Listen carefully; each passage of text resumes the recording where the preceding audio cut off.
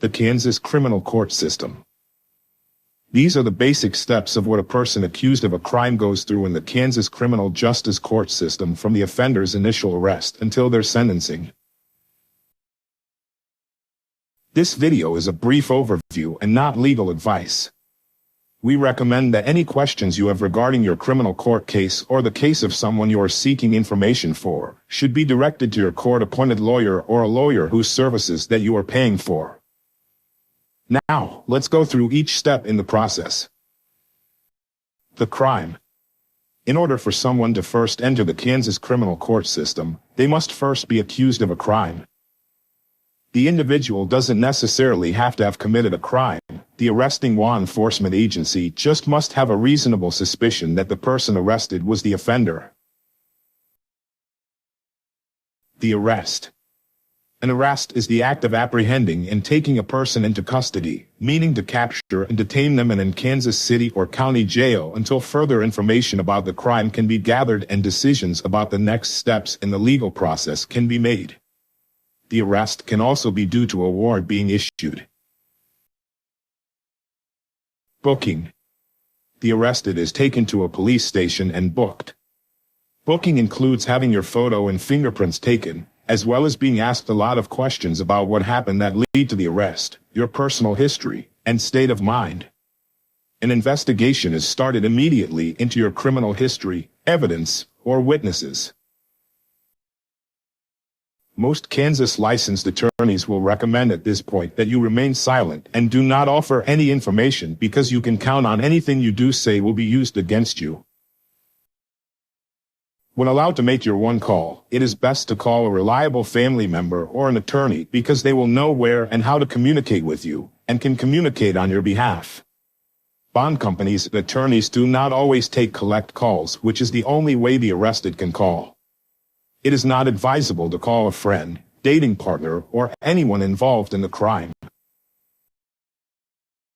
Detained. The moment the decision has been made to detain you in the jail, your rights become much more limited. If you have not already made your one call, you can make it in detention. Use this time to understand the charges against you and your next steps, whether it includes bail or a court appearance. Though difficult, it is the time to stay patient. The next steps vary, depending on the type of crime, the severity of the crime, and location where the crime occurred. Hearings and appearances. For the arrested to have due process in Kansas, which is the right to fair treatment through the normal judicial system, hearings and appearances are held up to the time of either release or trial. Examples of important hearings include the initial appearance, also called the first appearance, arraignment, preliminary hearing, and bail hearing. The arrested will be told when and where to appear at the hearings by the arresting officer, jail, attorney, or court. The notice might be on paper without being told in person. It is up to the court to decide whether the hearings are held in person in a courtroom, by telephone, or video conferencing. Initial appearance, also called first appearance, is the first time that the arrested in Kansas will appear before a judge. The initial appearance occurs within 24 to 48 hours, with exceptions if the arrested is in jail, and possibly longer if the arrested is out of jail on bail. At the initial appearance, the judge in the state of Kansas reviews the information from the police report as the arrested person's name, address, and alleged crime committed. The judge then informs the arrested of the allegations against the arrested. The judge can release the arrested if the evidence against the arrested is weak, but if sufficient evidence exists, bail is set. If bail had been previously set, the judge can reconsider setting a new bail. The judge also tells the arrested about the right to remain silent and the right to have an attorney. In Kansas, the initial appearance is not the time that the defendant states the plea, whether they are guilty or not, and if asked questions, the answer should be yes or no. There is an exception to not stating a plea at the initial appearance, because sometimes the initial appearance might be the only appearance for less serious misdemeanors. The arraignment. Arraignment can be an initial appearance if it is the first time a defendant sees a judge in their case. It is typically the first time also for defendants who are not arrested but served with a summons or citation. If the defendant in Kansas does not have a lawyer, the court can appoint a lawyer for them. If bail has not yet been set, it's addressed at the arraignment court hearing, and if requested, the bail can be reviewed by the judge and changed or kept the same. Some arraignments are similar to a first appearance when the bail, rights, and allegations are introduced. The judge will ask the defendant whether they understand the criminal charges against them. This is not the time to argue or say anything. Yes or no should be the only response. Some arraignments are more formal due to the formal charges produced by the prosecutor or the grand jury. The defendant may be requested to plea. In this more formal arraignment, the defendant is given a copy of the formal criminal charges filed with the court. After the judge informs the defendant of their rights, the defendant or their lawyer will enter a plea to the charges. In Kansas, there are 3 plea options. The defendant can say that they are guilty, or not guilty, or no contest, meaning that they are not contesting the charges yet or not admitting guilt. Preliminary hearing. In Kansas, the preliminary hearing is only held if the defendant said that they were not guilty during the arraignment or initial court hearing, and usually within 30 days.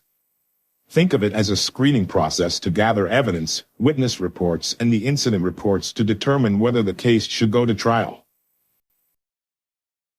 In some cases, the judge might decide that the defendant is not guilty, and the charge is dismissed, meaning that the bail money will be returned, minus court fees, and the defendant is free to go home. The defendant can decline the preliminary hearing and go to jail and await trial. In Kansas, some preliminary hearings are held by video conferencing. Pretrial proceedings. Pretrial proceedings start after the arraignment and include back and forth communication between the attorneys and the court in preparation for trial. Proceedings can include discovery requests, pretrial motions, or a pretrial conference. Discovery is the process where both sides, prosecution and defense, gather information, interview witnesses, request records, videos, and analyze evidence. Both sides must share the information that they have gathered. This information does not include conversations between the arrested and their attorney. Pretrial motions are formal requests for some kind of action by the court. For example, there are motions to suppress, meaning holding back unfair information. Motions for a continuance, meaning to delay the trial for a variety of reasons. Motion to dismiss, meaning to drop a charge. Or motions for discovery request. A pretrial conference is a meeting between the attorneys on both sides and the judge assigned to the case. Subjects discussed at the conferences include available discovery material, what evidence or witnesses are allowed to testify at trial, dates of trial, or unusual circumstances that might need to be addressed. Pretrial conferences in Kansas are held either in person or by video conferencing. Most pretrial proceedings do not require a defendant's appearance. This is the time that a settlement called plea bargain is discussed between the parties. Plea deal. Most cases do not go to trial because both sides reach a plea deal, or both sides try to reach a reasonable punishment based on what was learned in the pretrial proceedings. A plea deal can only happen if the accused person admits they are guilty in exchange for a lighter punishment. The reason they must admit guilt is because it would not be fair to punish someone who claims they are not guilty. If a plea deal is not reached, the case then goes to trial. Trial. Trial is where both sides and in Kansas courts share their information in front of a judge or a jury. There is a set order and rules to how the information is presented, and the judge makes sure that the rules are followed. In a criminal trial, the prosecuting attorney presents evidence and witness testimony to try to prove beyond a reasonable doubt that the defendant committed the crime. The defendant's attorney presents evidence and witnesses to show that the defendant did not commit the crime. After listening to all the evidence, the judge or jury decides the verdict, which is whether the person is guilty or not guilty. If a jury is selected, it is called a jury trial. If a court has only a judge hearing both sides, it is called a bench trial.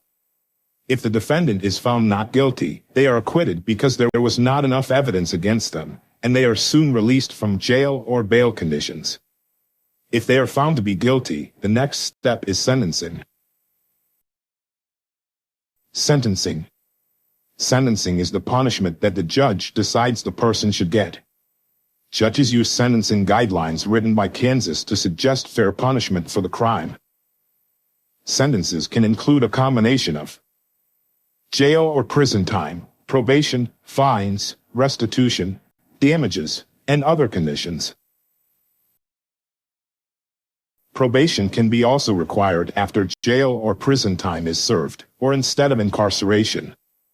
It allows the defendant to return to the community under specific rules or conditions such as restriction of who or where the defendant can visit, possible ankle bracelet monitoring, reporting to a treatment center or parole officer. If a sentence is considered severe, the defendant's attorney can ask for an appeal. It is important that you ask questions of your attorney and understand the steps throughout the Kansas court process.